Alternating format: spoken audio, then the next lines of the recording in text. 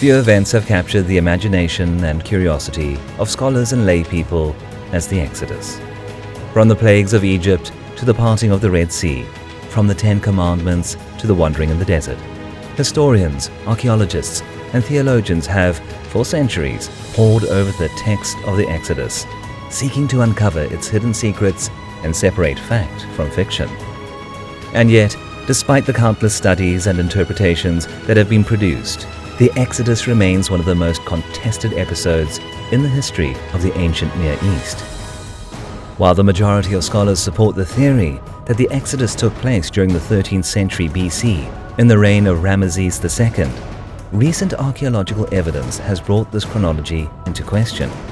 In particular, the Merneptah Stele, a significant artifact, provides compelling evidence that Israel was already established in Canaan at the time of the alleged 13th century BC Exodus.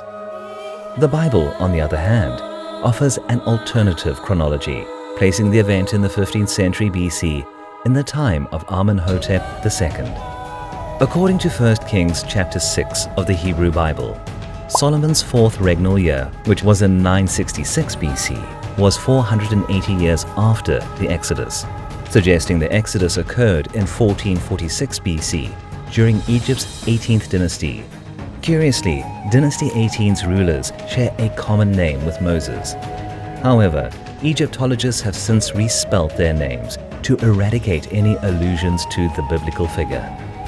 Egyptian records document how in 1559 BC, Moses, the founder of Dynasty 18, enslaved the Semitic populace of Avaris, the land of Goshen, where the Israelites were during the Exodus.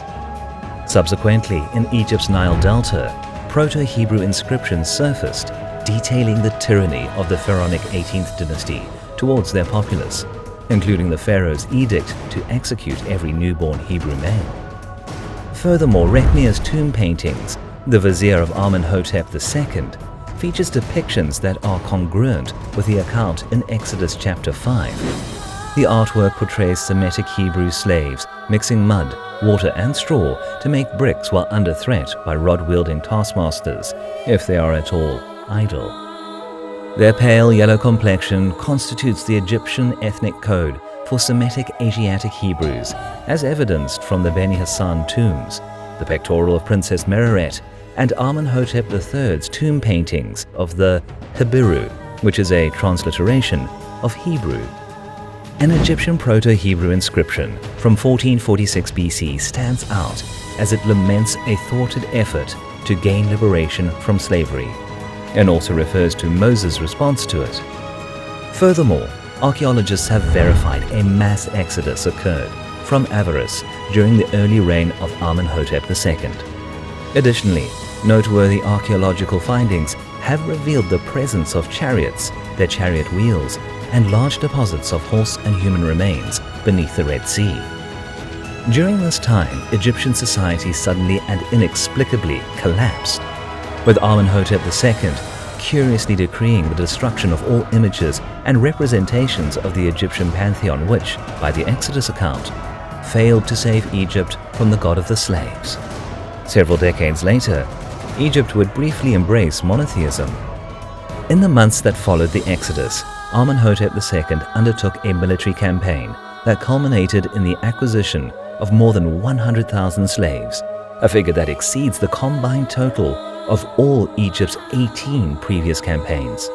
The details surrounding this campaign has led Egyptologists to speculate that it was a crucial and time-sensitive intervention.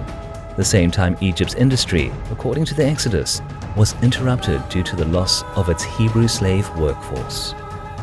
Meanwhile, by the end of the 15th century BC, the Israelites wandered the wilderness almost 4 decades when Amenhotep III became pharaoh.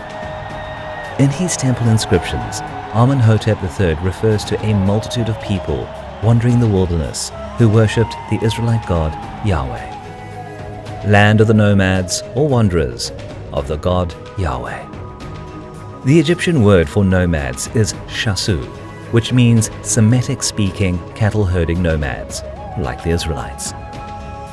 Following the death of Moses on Mount Nebo, Joshua, the son of Nun, led Israel's offensive against the Canaanites in 1406 BC. In 1887, Egyptian locals unearthed the Amarna letters in the ruins of Amarna. Diplomatic correspondences between the Canaanites and the Egyptian administration regarding the invading Hiburu during the time of Joshua, a transliteration of Hebrew, and a second witness to Joshua's conquest of Canaan.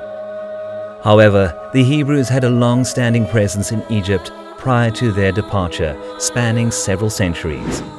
According to the Exodus, they departed after a 430-year sojourn, placing their arrival in the Middle Kingdom period of Egypt's history in 1876 BC, during Joseph's Vizierial administration.